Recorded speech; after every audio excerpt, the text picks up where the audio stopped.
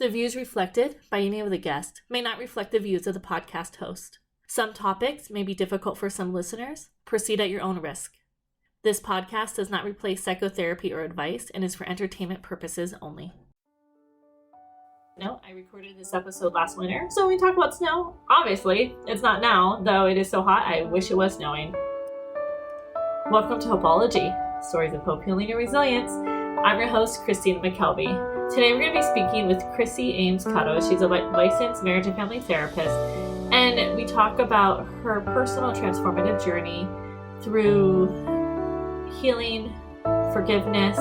She dives into dialectical behavioral therapy and how she places a very significant role on mindfulness and how that can really cultivate resilience. She also dives into radical acceptance, discussing how and acknowledging our feelings is very crucial in our healing journey. This is my final episode until I go on my break, so you don't want to miss this episode. And I'm also going to do a longer exit, so stay tuned for that. We'll be right back.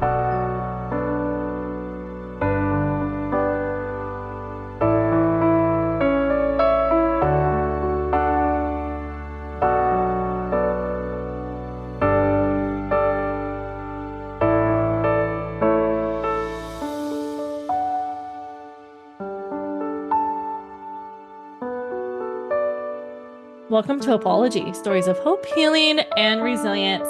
I'm your host, Christina McKelvey. Today, we're going to be speaking with Chrissy Ames-Cotto. Welcome. How are you, Chrissy? I'm doing well. Thanks for having me. Oh, you're very welcome. Very welcome. I probably sound very shaky to those listening, but it's getting cold where I'm living. And I guess there's supposed to be like a atmospheric river coming through. And lots of rain and snow. And I feel like I'm starting to feel it already, even though we're not expecting it till Thursday. Understandably so. I think we're in the nice weather, but I know we're headed for some cold weather ourselves over here in California. So I hear you. Yeah, I'm in Arizona, and it's right now I'm looking out my window and it's sunny, but expecting cold weather. And it's funny, I was thinking about this. I've had 3 or 4 podcast episodes where I open up with talking about the weather. And that's just a sign of age. I'm obsessed with the weather, so I don't mind it. Oh, I was in California a couple months ago during with the waves, where it was like going over a few streets and like really large waves, and that was fabulous. And I was like constantly checking, the weather just to make sure we avoided it, but also just to look at like the tides and everything. It was really cool. Yeah, those king tides were really quite magnificent, I think, coming from the nature perspective. Yeah, definitely. Well, Chrissy, again, thank you so much for coming on today. And I just want to open up the floor with you, just telling our audience, our listeners, a little bit about you, and we'll just go from there. Okay, yeah. So I'm a licensed marriage and family therapist. With that, I do have my own practice, but essentially, I was kind of hoping to talk a little bit about what brought me into the field to where I'm at now. And that is, growing up, I, was really fortunate in many experiences. And I would say probably like mid-adolescence, that took quite a turn. And at that point, it really started to shape where I'm at now. And so growing up, I primarily grew up with one parent, and that parent did suffer from schizophrenia. And so the schizophrenia really impacted, my parent to where I had to learn a lot of really hard lessons, including what it means to be resilient, what it means to have a sense of hope, even at times when hope just wasn't really present, and try to remind myself that I can get through this, and I could do what I can to help my parent.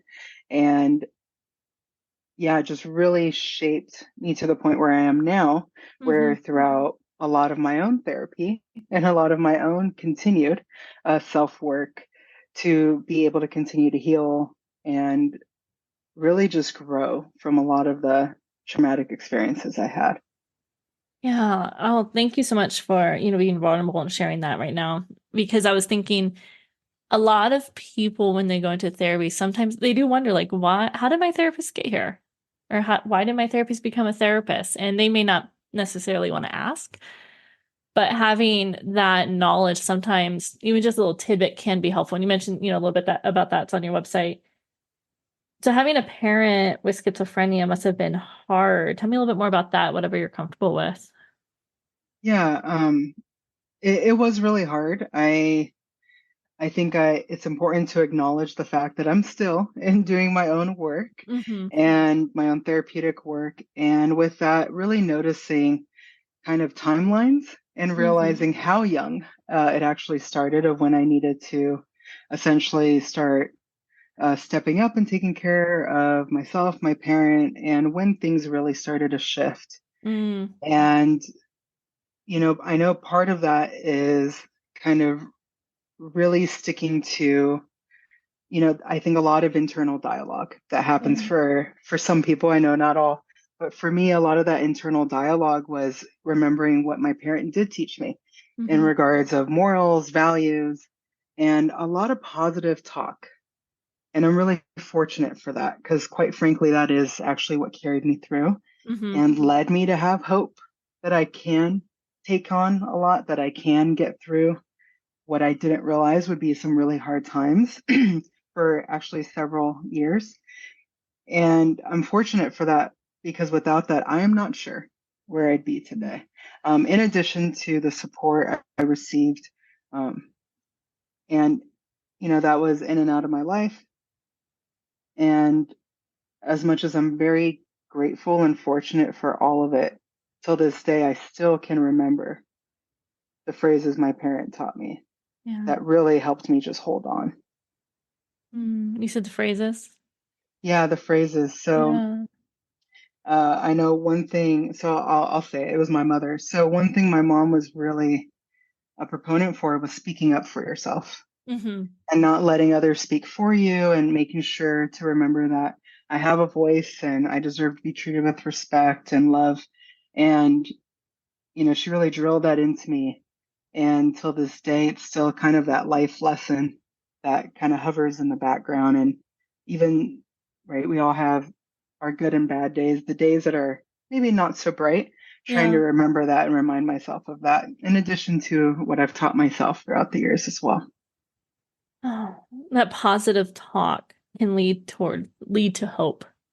And I want to break that down more because, you mentioned your mom, shared like, speak up for yourself and in a positive way. And so having positive self-talk can be helpful. And of course, we're not talking about like the toxic positivity, right? Where it's like you're Mm-mm. overly positive, but I guess let's dig into that a little bit more. Like, tell me a little bit more about what that meant for you, the positive talk, because I think that can be so helpful for a lot of people. Yeah, it's funny you mentioned toxic positivity because I was Yeah. thinking about that as soon as that left my mouth. And I was like, It's oh no, it's in that's the not where I'm coming from. forefront. Yeah. Yeah. I, to be positive, I recognize like, I don't know, even when my mom would teach me those lessons, like she would say it in the midst of knowing not everything was positive, right? She was Yeah. still very realistic in the sense of like, yes, this is going on, or these are the facts, Mm-hmm. and I'm hopeful things can change, or these are ways that, change can happen. And it wasn't until I, quite frankly, probably got into adulthood that I really realized, oh, meaning you could have control as much as Mm-hmm. you can of your own choices, right? We choose what we can and cannot do Yeah. with what we have available at that time, and from there, there is hopefully some hope, even if it may feel limited. Mm. Those options be limited, um, while still taking in the facts, acknowledging that you have a right to your feelings, you have a right to essentially your boundaries being met as well. and values, where I have a right to act accordingly to my values. And one of those values was compassion and Mm. self-compassion. Mm-hmm. So yes, toxic positivity, I recognize the buzzwords, and I think to be positive is more just to be able to look ahead. And Yes. Love even that. acknowledging there are times it may be really, really hard to even be able to look forward to the next day. Mm. Moving forward. That's the resilience there. And if you're able to move forward, you have hope. And if you're able to see the positive, even in the midst of turmoil, you have hope. And that sounds like that's what your mom taught you. Yeah. Ah. Yeah, Hmm. definitely so. I think even just hearing you state it back, it does bring me back to essentially one of the primary theories I do practice in my work, and that's dialectical behavioral therapy, or Okay. DBT for short. And part of that is, right, I want to go back to what I said is moving forward. The times that it's so hard to even think about how do I get to this next moment. And I found that in DBT, the foundation is mindfulness. And that is being able to stay in the present moment. There is not thinking about the future, not thinking about the past, just what's happening right now. And if I could survive just right now in this moment, can that be enough? Hmm. The key to move forward is to be present. Yes. Right? Because there's no predicting what will happen in the future. And even with the sense of hope of being like, well, can I make it to this next moment? Can I make it to the next day? And I think the times that hope, that window is so small, and Mm-hmm. I recognize at times might not even be visible at all.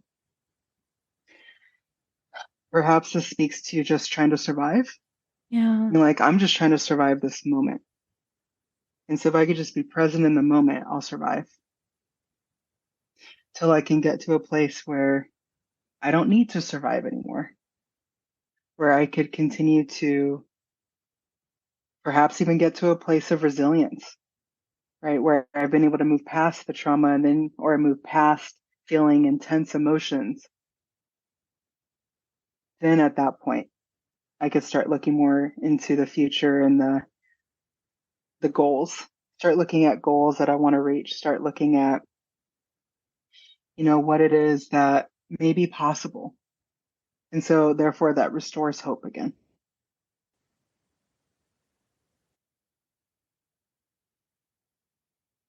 I'm like soaking all that in because that was just beautiful. Like everything you said, being in the present, if I can survive this moment, being mindful, and it will restore hope. It can help with resilience.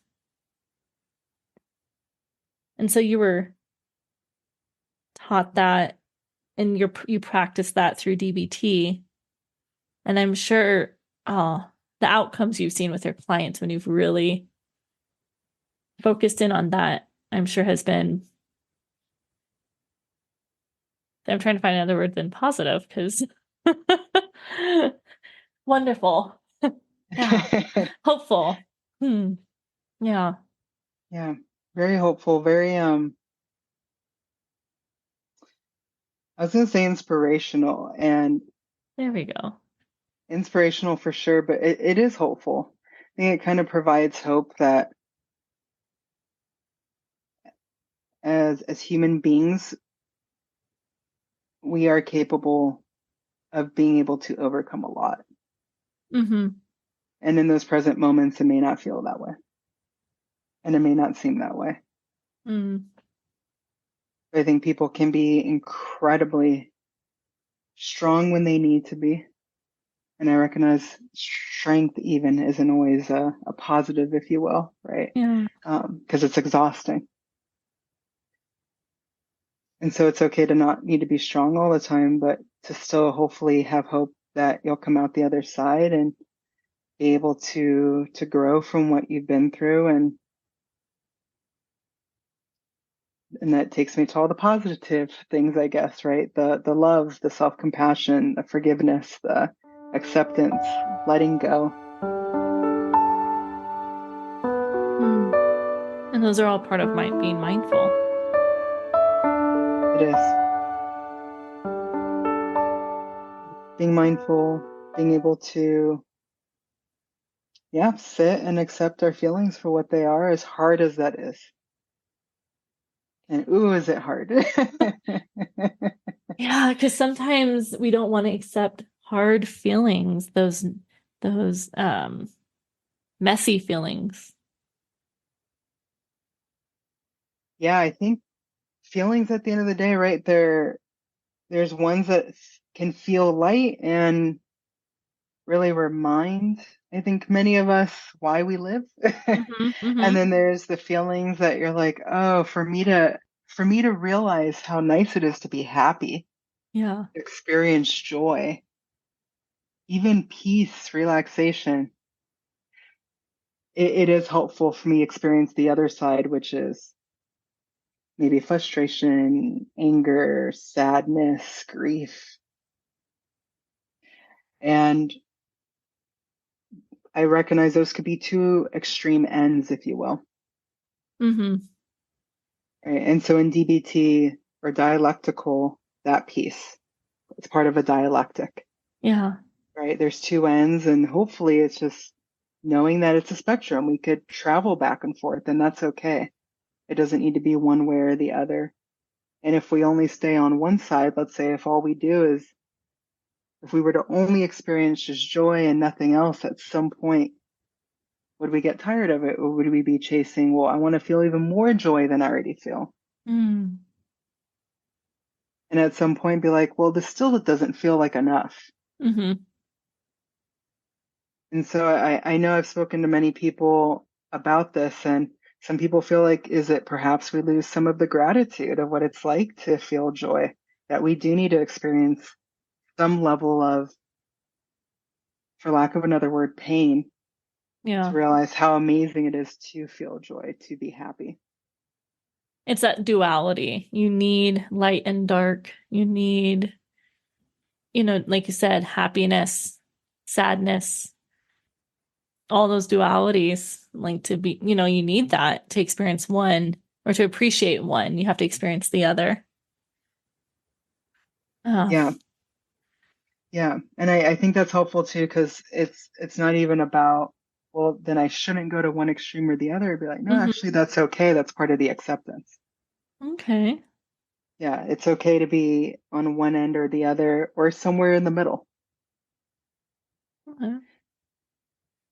So do you start is this the first step with your clients, explaining this when you are doing DBT, or what does that look like? Yeah, if I'm doing primarily DBT, I do tend to start my work with let's look at skills. Okay. It's a Yes, lot, it's a that lot makes of sense. skill building. Yeah, it's a lot of explaining, yeah, what even is DBT? Mm-hmm. And with mindfulness being the foundation, I'll typically start with mindfulness first Mm-hmm. and then build on to that through the other skill sets, which happens to be like distress tolerance skills, which I can speak more of if you would like, regulating emotions, and then last but not least, how to be effective in relationships with others. Mm-hmm. Mm-hmm. And as they work through this, you notice the level of acceptance increases or that level of hope. I'm going to say yes as eventually as things proceed. Yeah. Uh, if I may, I'll speak to my hesitation as to why I say eventually. um, yeah, can I talk about radical acceptance here for a moment? Please, yes. Radical Okay, acceptance. Hmm. because it's quite the concept, and it's the one that throughout my career, shoot, even myself, I am guilty of this. Radical acceptance is such a challenging concept to apply, I think, to many situations. So Mm-hmm. Radical acceptance being whatever facts are there, whatever's present, we accept them Mm. completely, wholeheartedly. That includes essentially what's already happened, because that's fact. We can't go back and change what's happened in the past. It's accepting our feelings, unless we want to change our feelings, and I'll go into that in a moment. Okay. And once you can fully accept things, then it moves to, well, forgiveness, where that's applicable, right? So if someone did me wrong in some way, shape, or form, and I've been holding on to it, call it a grudge, call it resentment at this point, right? Am I able to really truly accept it? Am I ready to forgive that person? And Mm. that could look different for many people. It could be talking to them. It could be sending an email, a text, right? Any kind of electronic or even written communication. Or it could be just doing that work by yourself and just Mm-hmm. making the conscious decision to be like, yeah, I'm ready to move on. I'm going to forgive them. And I'll even go as far as it can even be forgiving yourself.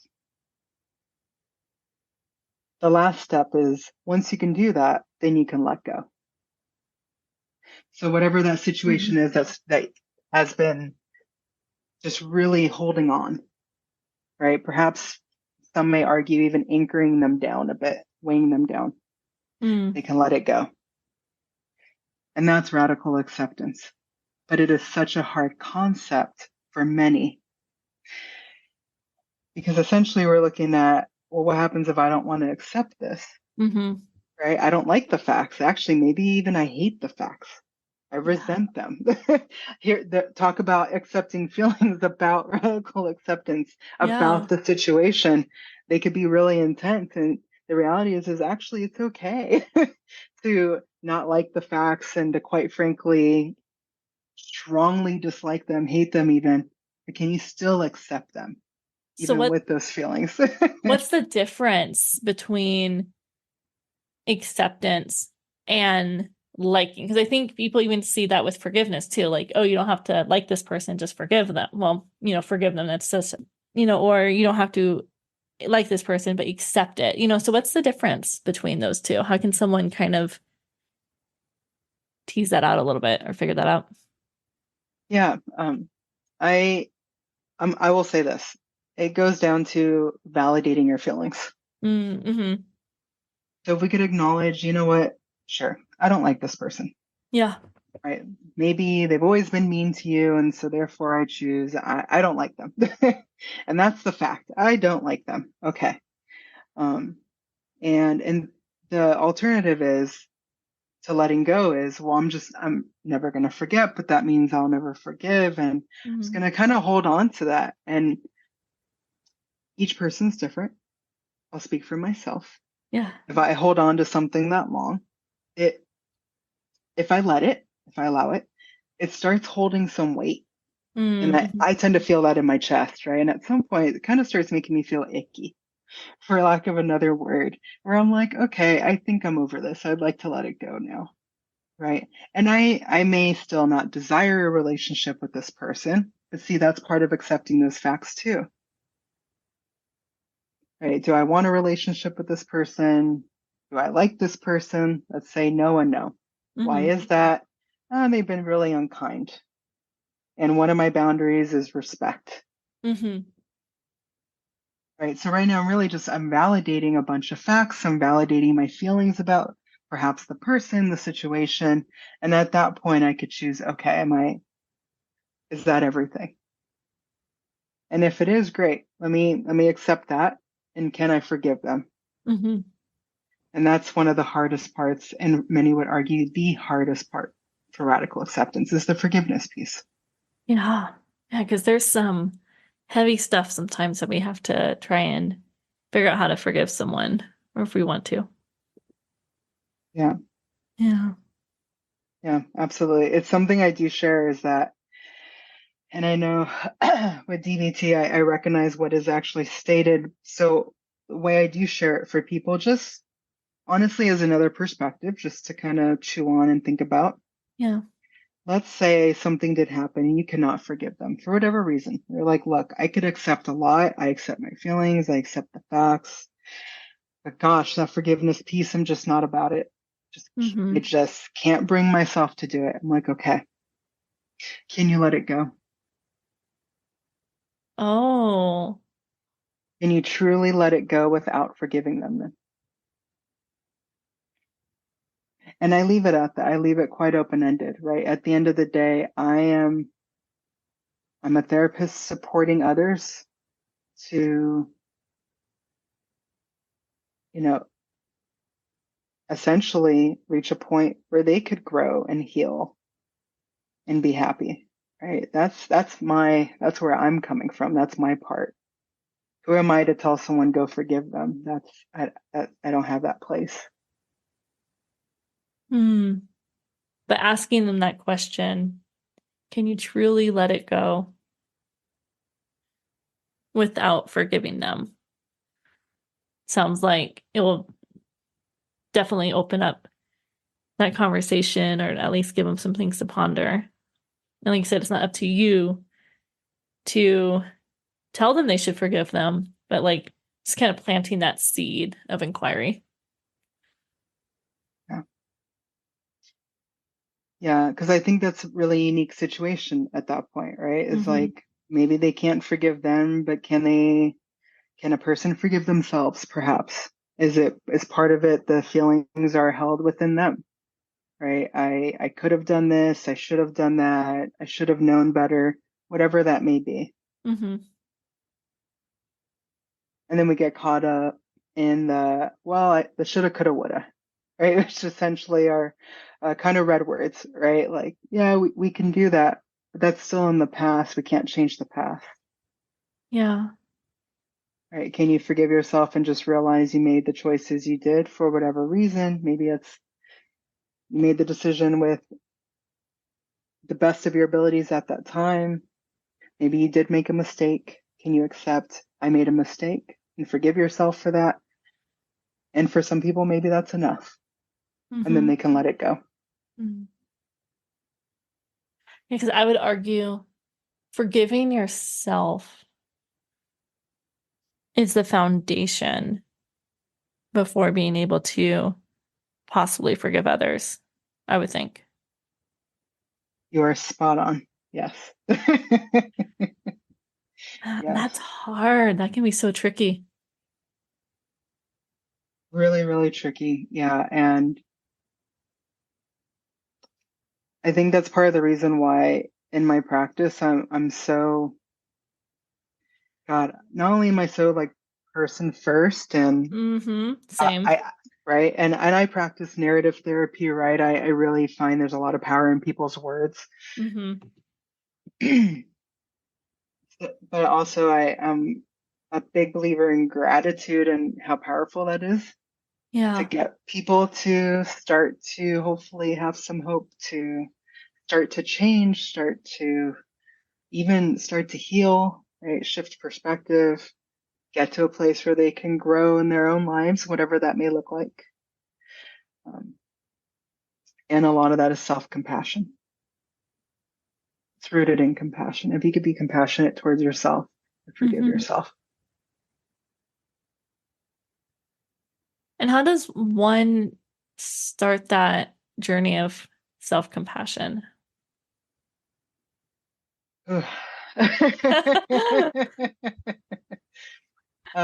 My big like deep breath there is I think even hearing you say it, Christina, I'm just like I hope that kind of encompasses what I would imagine it would be for many people, which is Yeah. like, oh, that's quite the journey for me. It is a journey. I know I'm still practicing the self-acceptance and compassion, which goes hand in hand. You have, in order to accept yourself, you have to have compassion for yourself. And then eventually you can probably forgive yourself. I mean, I think they all go hand in hand together. And I know personally for me, I'm on that journey every day, even small things. Like a couple hours ago, I bumped into my neighbor and I said something silly that probably could have been taken wrong, like something about like our apartment complex, and he's on like the cloudy side or whatever. And it was a joke, but then I thought about, I was like, oh my goodness, that sounded a little weird, you know, and I just like started like feeling so down on myself and everything like that. And that's a small example of like, okay, you know what, Christina, it's fine. Just forgive yourself, have compassion. You were tired, you were, quickly passing each other by. Um, whatever. You didn't mean it. Like, move forward. Just don't do it again. And that's a small thing. And then you have like large moments that it's really hard to forgive yourself. Life-changing moments decisions you may have made, where you need to have that compassion and acceptance. And if the small moment for me was so hard, I can't imagine like those big moments. The small stuff is hard for us. Those big moments are even harder. But it's so important to do. Gosh, yes. Yeah, you're absolutely spot on. Yeah, and the small moments are so hard. And I think Uh-huh. especially when, like, if it ever happens to you, I know it's happened for me where, like, one small moment, if I don't address it, right, and if I just Uh-huh. let it go, but I'm kind of still feeling not great about it. And then another small moment happens that I tend to, like, kind of beat myself up over, right? Let's say it's another small mistake. And next thing you know, I'm like, man, I really don't. I'm feeling not great. And the next thing Yeah. you know, you're like, oh, I just let it all pile together, didn't I? I made a big moment, and that doesn't even include like the really big moments, right? The uh, of where something big did happen in life, and well, let's not touch that. Let me just touch all the small first, and I think that is where skill building actually comes back into play, right? Is developing Okay. the skill so you can tackle the small daily things, right? To be like, does it start with Hmm. negative and positive self-talk, right? Does it start with, are we judging ourselves? And if we do judge ourselves, how often is that happening? Yeah. And what am I saying to myself? Talk about compassion. Is it even compassionate talk? And I think the second something is like, oh, it's a negative judgment. Okay, I'm not being very kind to myself. So it is that shift of maybe it starts with how do we talk about ourselves? Mm-hmm. Whether it's in our mind, how we talk about ourselves in front of other people, how we refer to ourselves when we're a story. And if at Yeah. any of those times, like we're kind of not the nicest to ourselves, we're like, huh, okay, yeah, that compassion piece is maybe could use some work. That's that narrative approach. It is that narrative approach, yeah. It's that narrative approach. It's also, I feel like a bit of a starter approach too. Okay. Talked about how do you get on this journey of self-compassion, kind of looking at, well, what am I doing to take care of myself? How do I talk about myself? Um, Also, for many people, how do I treat others? Mm-hmm. Right? Is there something that is kind of coming out, and maybe I'm not being the kindest to other people, or maybe I'm being impatient or just lacking empathy. And the reality is perhaps I'm having a hard time doing that for myself, Mm-hmm. but it's showing up on how I treat others. So again, back to that foundation. Hmm. How you show up for yourself carries over to how you show up for others. Yeah. Yes. Yeah. I would need to agree with that. I think I've seen it throughout my work, and I think throughout my career, I've had variety of experiences. I've worked with survivors of intimate partner violence. I've worked with those who perpetuated the violence. I've Yeah. worked with individuals with not just mental health issues, but also substance use or addiction, I should say. And and then I've worked with individuals, quite frankly, from all kinds of backgrounds, diagnoses, um, cultures, ethnicities, right? You name it. I Yeah. think I've seen and worked with a variety of people, and I'm grateful for each and every experience. If I'm to be really honest with you, um, because at the end of the day, I continue to learn from others as well, and I think it helps me learn how to continue to support others in their own unique individual journey. Hmm. Yeah, as therapists, we're always learning from our clients. Yeah. Even I feel like when it's not said, right? Even the Oh, yeah. unspoken. If Mm-hmm. someone says something and I'm like, whew, that's sorry, I just need a moment. That's kind of sitting heavy for some reason, right? You're kind of just taking it in. And it's a combination of what do I say next? Maybe part Mm-hmm. of it is also like, wow, like that. It's a lot of wisdom that just came out. And do they realize what they just said, like, is really profound? Yes. Yeah. And maybe it's something that you're like, huh, that kind of answers something for me a little bit. But of course, I'm not going to say that. It's not about me. I'm like, I'm going to take that. I'll reflect on that later, right? Like, yeah. Yeah. Sometimes I'll joke and be like, oh, we just switched roles for a minute. All right, switch it back. Only some clients I can do that with. But yeah. Mm. Everything just ties in together. Everything, you cannot have one without the other. It's what we've been talking about. So your practice is called Hope, Growth, and Healing, correct? Yeah, hope, growth, and healing counseling. Yeah. Hope, Growth, and Healing Counseling. How did you come up with that name? Uh, Essentially, it's funny, I was toying with the name probably for maybe like 6 months and maybe even honestly, quite frankly, a lot longer. And it was a Mm-hmm. combination of looking at how far I've come in my own personal healing journey. Yeah. Also looking back with those who I've worked with, who I've tried my best to support Mm-hmm. and in therapy, and really just taking into consideration some of my own principles, I think, throughout my work as well. Yeah. I believe in being trauma informed. Same. So a lot of that is that empowerment piece, right? Mm-hmm. That sense of agency, having a voice. And I think by being trauma informed, essentially, I think a goal in my practice is to really help everyone to just be able to get out the other side and not feel like they need to have this past that weighs them down in some way, shape, or form, or even current challenges that Yeah. they need to even weigh them down to kind of remind people, like, there it's possible to make it out of this, right? There's hope. You can heal and grow from this. And I can't tell you what that looks like, but we could figure it out together. And once I really just started thinking things through more and more, I was like, that sounds right. That's what I need to name Hmm. my practice. Yeah. There's hope that you will grow and heal. Hmm. Oh, thank you. Yeah, absolutely. Yeah, I think at the end of the day, the hope, growth, and healing, it is this foundation of being able to accept what's happened. Mm-hmm. Uh,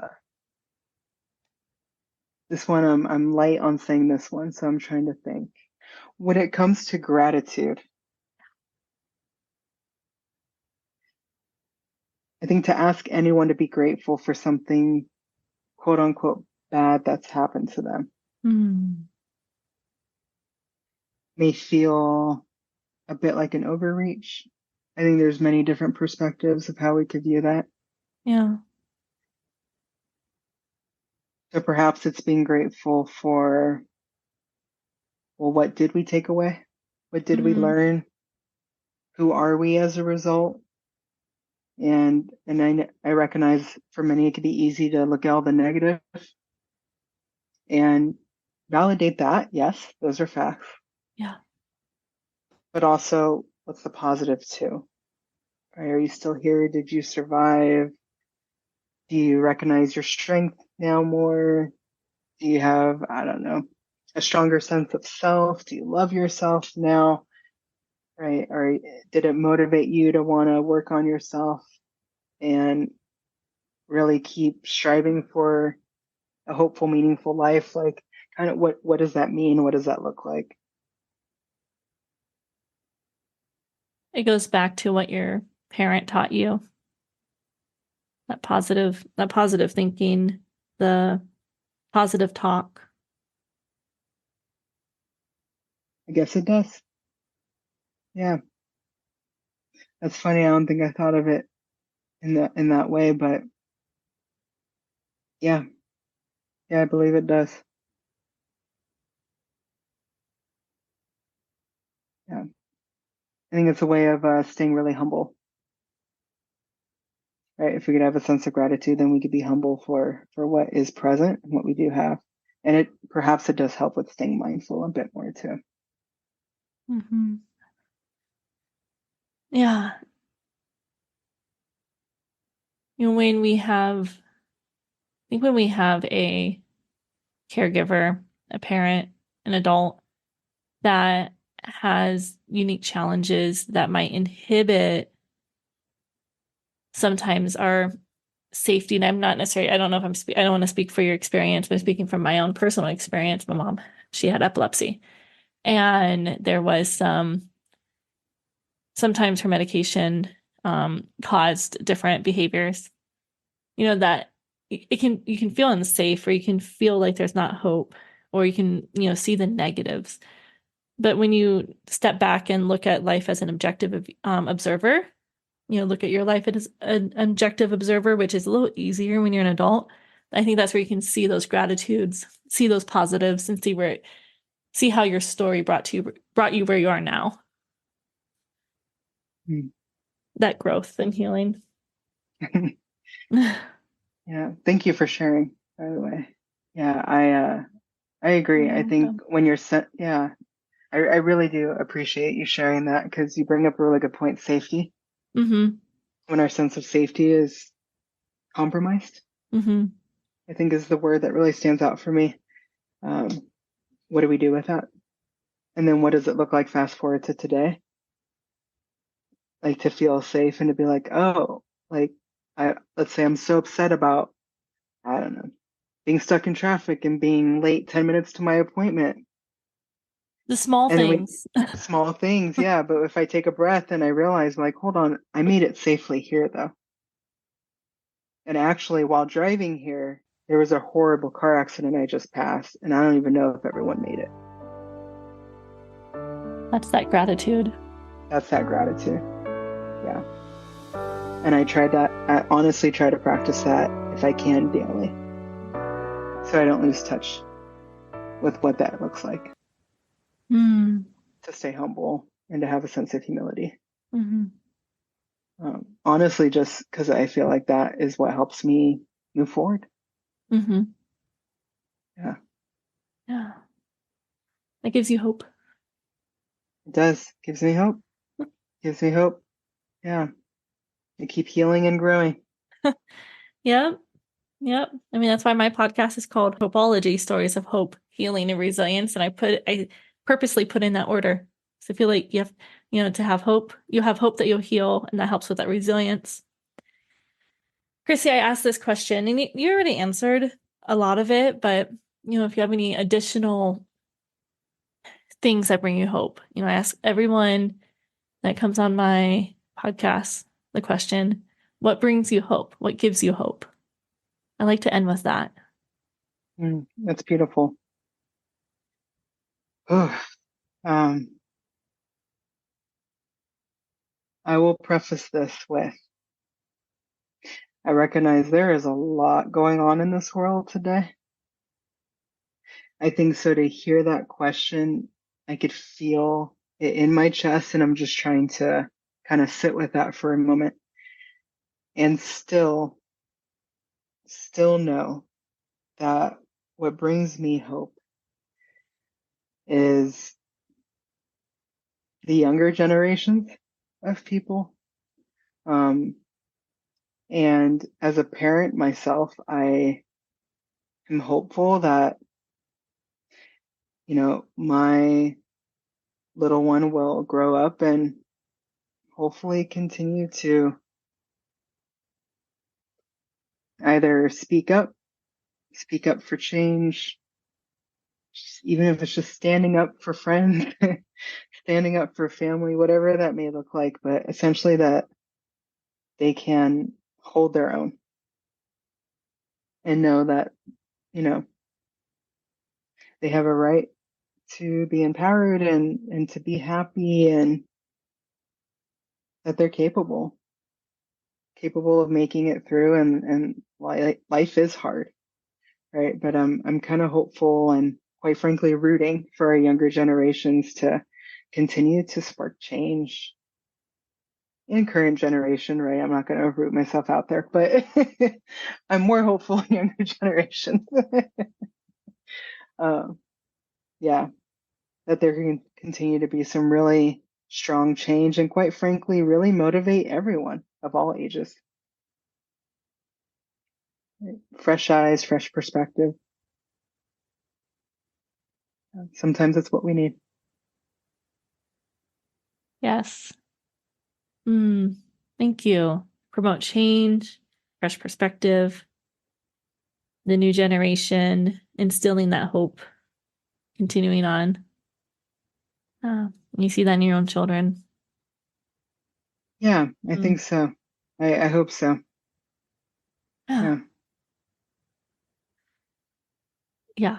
No, for sure. I'm sure you do. Yeah, I do. Yeah, I definitely do. I think when they're young, right, they're really funny, and that's why I was like, oh, hopefully in due time I'll have more and more to say about that. But yeah, yeah, I definitely do. Children see the world through a fresh lens because they haven't had all the yucky stuff right away, or yucky stuff that we've had as adults. So, yeah. Yeah, they definitely have a lot to offer then, right, in regards of that perspective. Yeah. Yeah. So, oh, well, Chrissy, it was great having you on, and I feel so relaxed and calm in your presence. I just want to say that. Well, thank you. I Yeah. appreciate that. That's funny. I was thinking the same. I was like, I feel so much calmer in your presence. So thank you. Oh, you're welcome. I can be an anxious, wiry ball, but I'm a Gemini. Take that with you, what you will, everyone that doesn't believe in that. But it speaks to me because I'm either an anxious, wiry ball or a calm hippie from that. So whatever. But no, thank you so much for being here. And Chrissy, can you tell our listeners where they can find you if they're interested in learning more about you? Oh, yeah. So I have my own site. It's hopegrowthhealing.com. And so you could find me there. Or if you look up Hope Growth and Healing Counseling, my site should also come up that way. And other than that, that is where you can find me as of now. I'm kind of still working on that whole social media profiles, if you will. So that's to come. And if you have it ready by the time the episode airs, all the information will be in the show notes. Well, Chrissy, again, thank you so much for being with us, and I hope you have a hopeful, healing, wonderful day. Thank you, Christina.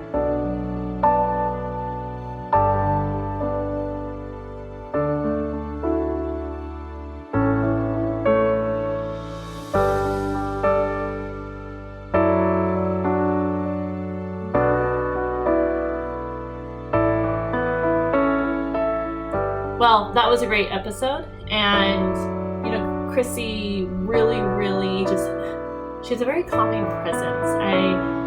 This episode was recorded last year, if you didn't notice, or in the winter, because it's summer that is published, and I found myself just really relaxed in her presence.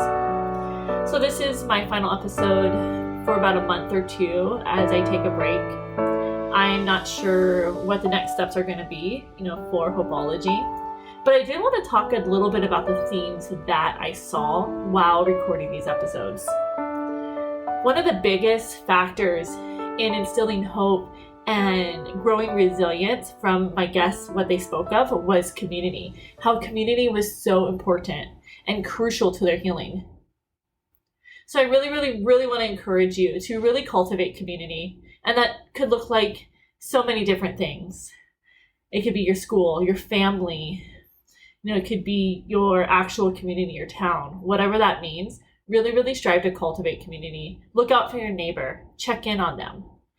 And not just your literal neighbor, but your coworker, the person that is checking you out at the store, helping you with your groceries, whatever that is. Really, really find that connection, because we cannot survive alone. We need each other, and it is very crucial, especially at these times. Thank you. And as always, please send me an email at hopeologypodcast@gmail.com. If you would like to be on the show, you can still reach out as I try to figure out my next steps with this podcast. It's been a fabulous year, or a year and 3 months, actually. And so I hope to continue it. Anyways, I hope that you all grow, heal, and find your resilience. Thank you. Thank you for listening to Hopeology. If you enjoyed today's show, please leave us a review. To learn more about us or listen to past episodes, you can find us on all your podcast streaming stations. If you are interested in being a guest, or if you have any feedback, please email us at hopeologypodcast@gmail.com. You can also support our show by clicking on the link in our show notes. Please also follow our Instagram page, Hopeology Podcast, and visit our website, www.hopeologypodcast.com.